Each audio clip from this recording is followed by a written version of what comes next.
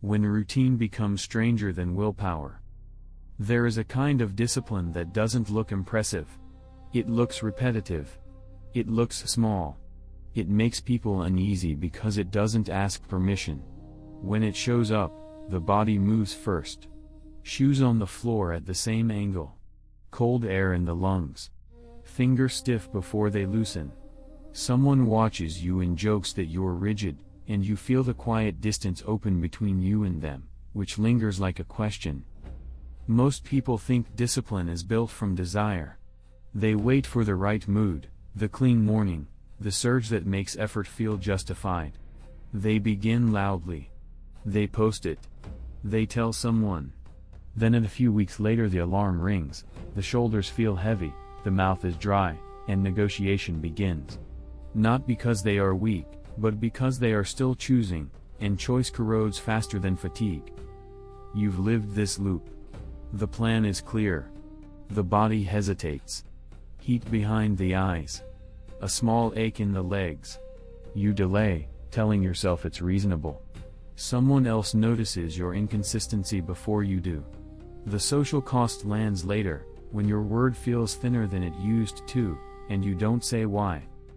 In older places, discipline was not a mood. It was a ritual. The same hour. The same motion. Knees folding to the mat without ceremony. The floor cold, the breath counted back into place. No argument. No reward. Just continuity pressing forward, indifferent to how you feel. If this makes you uncomfortable, name the habit you keep renegotiating with yourself. Write only the action. No explanation. He thought he needed drive, not something colder. Let me tell you about someone who looks competent from a distance. He shows up early for a week. His posture straightens. His calendar fills with intention. On the 7th morning, the alarm cuts through shallow sleep, and his hand hesitates above the phone. Heavy eyelids. A dull ache behind the knees. He tells himself he earned rest, and the room stays quiet, which feels like relief until it doesn't. He isn't confused about what to do. The plan is written. The shoes are by the door. The water bottle is filled. What fails is smaller and more dangerous. He starts talking to himself. Just this once. Tomorrow will be cleaner. His shoulders loosen as he lies back down, and later someone at work asks how the routine is going. He shrugs. The question lands harder than the missed session, and he changes the subject, which teaches him something about avoidance he doesn't want to name. He repeats this pattern with intelligence. He reads about systems. He watches disciplined people online. He feels the heat behind his eyes when their certainty irritates him. In private, he starts again. The first days feel light. Muscles warm. Breath steadies. Someone notices and nods with approval. Then friction arrives. Rain taps the window. The floor is cold. His fingers feel stiff as he ties the laces. He pauses, not from pain, but from the presence of choice, and that pause is where the chain weakens. What he doesn't see yet is that effort isn't his enemy. Choice is. Every morning he decides, he erodes himself slightly. His body learns that promises are provisional. His word becomes a suggestion. Others feel it before he admits it. Invitations stop including him. Not out of cruelty, but because unpredictability is tiring to organize around, and that social cost accumulates quietly. He tells himself he needs more motivation. The idea feels flattering. It keeps the problem noble. But notice what actually happens. When the routine breaks, it's not dramatic. It's small. A single negotiation. A single delay. Knees that don't fold. Breath that never counts down. And once the gap appears, the body remembers the escape route, which it will look for again. This is where most people stop, convinced the failure is personal. He hasn't realized yet that something older solved this without discussion, and that solution doesn't care how he feels about it. They never asked themselves if they felt ready. In a quiet hall, the bell sounds the same way every morning. No one looks inspired. Knees lower to the mat without pause. The floor is cold. Fabric brushes skin. Breath fogs briefly, then settles. A latecomer feels the weight of eyes without accusation, and that pressure sharpens the spine faster than encouragement ever could. Here, discipline isn't enforced by intensity. It's enforced by sameness. The hour does not change. The order does not change. Hands move before opinion forms. A monk with a fever still rises. His movements are smaller. His breath rougher.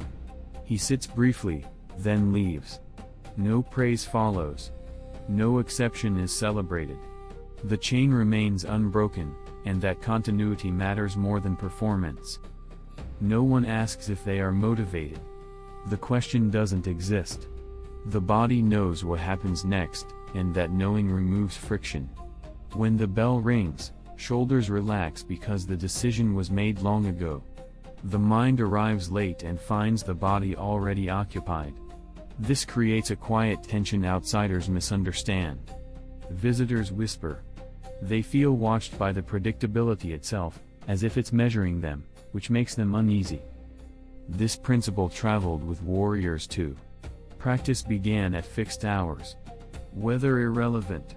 Mood irrelevant. Hands wrapped the sword handle the same way. Feet found the same distance on the ground.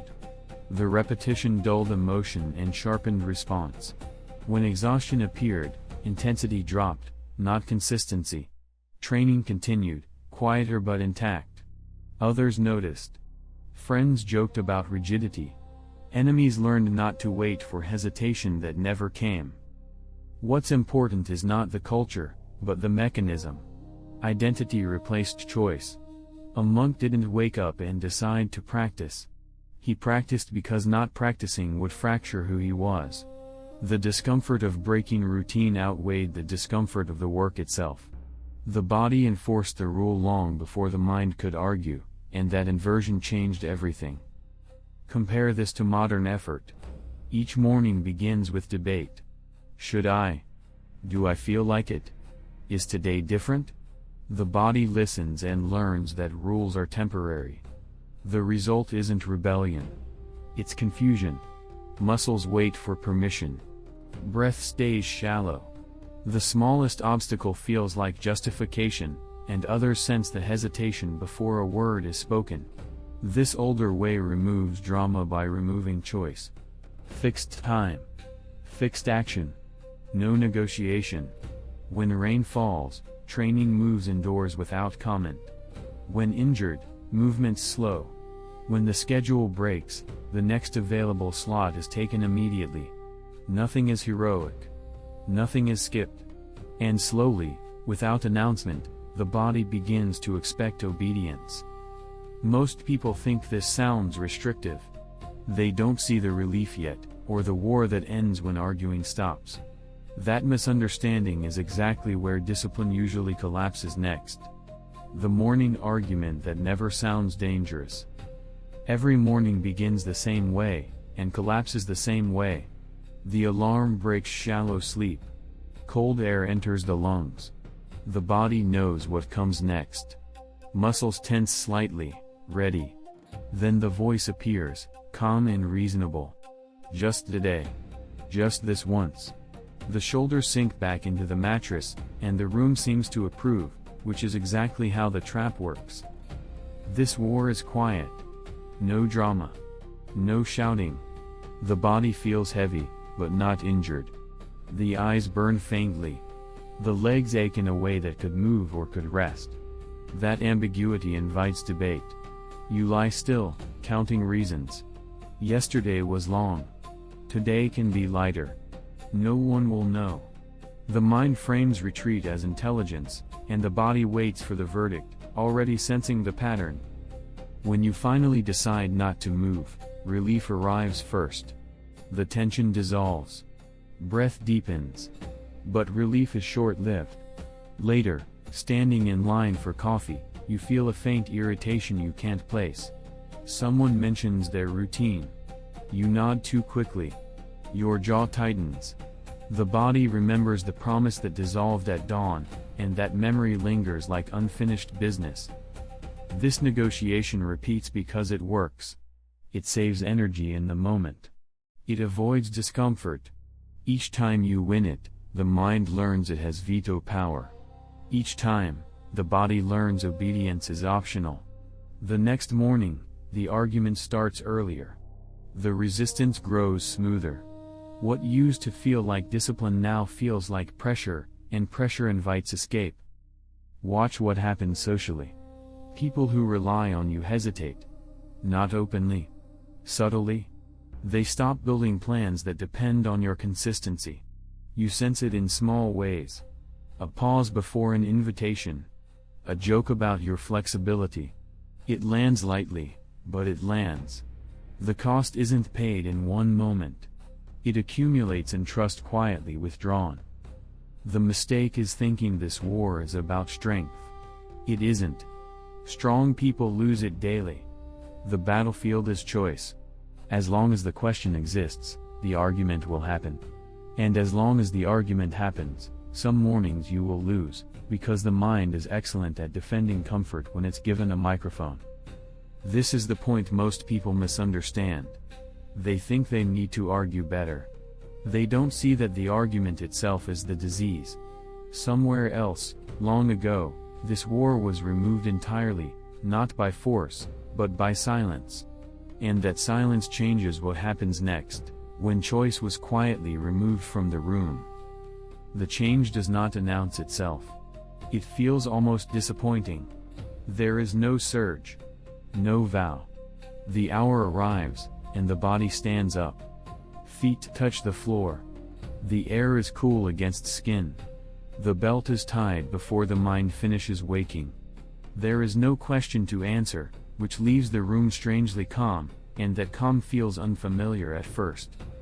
This is the rule the old systems hid in plain sight. Discipline collapses when it waits for permission. It hardens when permission is no longer required. Fixed time. Fixed action. The body moves the same way each day, not because it wants to, but because deviation feels wrong. Hands reach for the same objects. Knees fold without ceremony. Breath counts return when resistance appears, and no one praises the return. What disappears first is drama. Without choice, there is nothing to debate. Rain falls, and the practice shifts indoors. Fatigue shows up, and intensity drops, not consistency. Injury narrows movement, but does not erase it. The chain remains intact, and that continuity carries more weight than effort ever did. Others watch this with confusion. They expect fluctuation. When it doesn't come, they feel unsettled, as if something human has been removed. This is not rigidity. It's conservation. Energy that once burned in argument is now spent in motion. The body learns the sequence and stops resisting it. Mornings become quieter. Shoulders loosen faster. The pulse steadies sooner. You stop checking how you feel before acting, and that small shift changes the texture of the day in ways that are hard to explain without sounding extreme. Socially, friction appears. People test the boundary. They ask if you can move the time. If you can skip once. You don't argue. You don't justify. You say less. The refusal isn't loud, but it's consistent, and consistency makes others nervous because it removes leverage. Some step back. A few respect it without saying so. The cost is real, but so is the clarity. What most people miss is that this system is impersonal. It doesn't care about ambition. It doesn't reward enthusiasm. It only preserves continuity. Over time, something subtle happens. Missing the action feels worse than doing it tired. Skipping feels heavier than soreness. The body begins to enforce the rule on its own, and the mind arrives late, slightly embarrassed it ever thought this required debate. This is the hinge where discipline stops feeling like control and starts feeling like gravity. But gravity brings its own resistance, and not everyone survives the next pressure without trying to bargain again. The days you show up smaller still count. There are mornings when the body feels compromised. Sleep was thin. The legs carry a dull ache that doesn't warm quickly. The breath catches higher in the chest. You stand there anyway. Shoes on. Mat unrolled. The movement is reduced, almost quiet. Someone nearby notices and says nothing, which is its own kind of respect that you feel without looking up. This is where most people break the chain. They believe showing up only matters when it looks complete. When it feels clean. When effort matches the image they have of themselves. So when the body can't perform at full volume, they disappear entirely. The gap opens politely. One day off becomes two. The floor stays cold, untouched, and the body learns absence faster than it ever learned form. Older systems didn't allow this fracture. Continuity outranked intensity. A monk with a fever still sat, briefly. A warrior with an injury practiced footwork slowly, without speed. A writer wrote one sentence on days when the hands felt wrong. The action shrank, but it did not vanish. The chain stayed intact, and that integrity carried a weight that performance never could. Showing up smaller changes the texture of discipline. There is no pride in it. Knees fold with less depth. Hands move carefully. Breath is uneven. You feel exposed because there is nowhere to hide behind effort. Others might glance and wonder why you bothered. That social friction tests you more honestly than ambition ever did, because it asks whether continuity matters when no one is impressed. What happens inside is quieter. The body learns that the rule survives bad days. It stops scanning for excuses. Missing feels heavier than moving gently. The mind still comments, but its authority weakens. You notice this in small ways. Less tension at the start. Faster settling. A steadier pulse even when the work is light. The system holds. This is not about lowering standards. It's about refusing gaps. Perfection creates gaps. Continuity seals them. When intensity drops without breaking the chain, the body keeps its orientation. When you disappear entirely, it loses the thread and demands negotiation again, which is always more exhausting than the work itself. Socially, this steadiness becomes visible over time. Not as inspiration, but as reliability. People stop asking if you'll follow through. They assume. That assumption carries pressure. It removes excuses.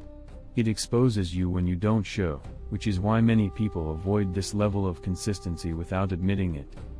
Most think discipline is built on strong days. It isn't. It's built on the days you arrive diminished and still refuse to disappear. That refusal changes what obstacles look like next, especially the ones you haven't met yet. Decisions made early prevent panic later. Problems don't arrive politely. They interrupt. The morning shifts. A meeting runs long. Rain thickens the air. The body feels the surprise first. Jaw tightens. Breath shortens. The mind scrambles for options, and that scramble is where most routines die, not from impact, but from hesitation. Older systems assumed interruption. That's why responses were decided before trouble appeared. When rain fell, practice moved indoors without comment. When exhaustion showed up, intensity dropped but the hour remained. When the schedule broke, the next available slot was taken immediately, even if it felt awkward. No thinking. No weighing. The body executed while the mind caught up, and that speed mattered. Watch what happens without this preparation. An obstacle appears, and you pause. The pause invites interpretation. Should I skip? Can I move it? Does this count? The chest tightens as options multiply. Someone else is waiting on you. You feel the social pressure and the private desire to escape it.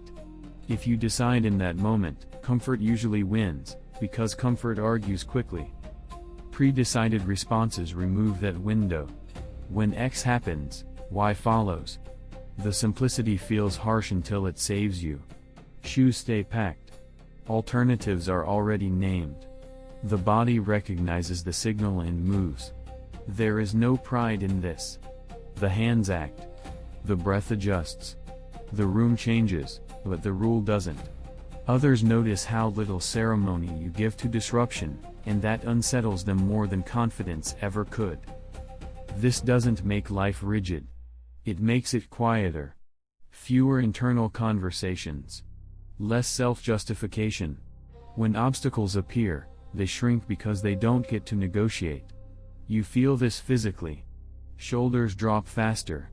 The pulse steadies sooner. Even frustration passes more quickly because it has nowhere to attach. Socially, this creates a strange tension. People expect flexibility in moments of chaos. When you adapt without discussion, they feel bypassed. Some push harder.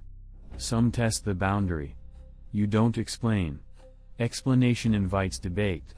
You act, and the action answers for you, which costs you a certain kind of approval you might have enjoyed before. Most people think preparation is about control. It isn't. It's about removing decision-making under stress, when the mind is least trustworthy. The obstacle doesn't defeat you. The delay does. When the response is already chosen, the obstacle becomes background noise, and the day continues with fewer scars. Not everyone is willing to live this way. It demands that excuses lose their audience, especially the one inside your own head.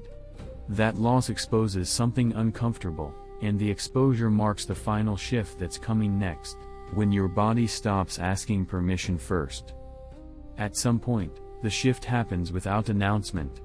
You wake before the alarm. Not alert. Just present. The room is dim.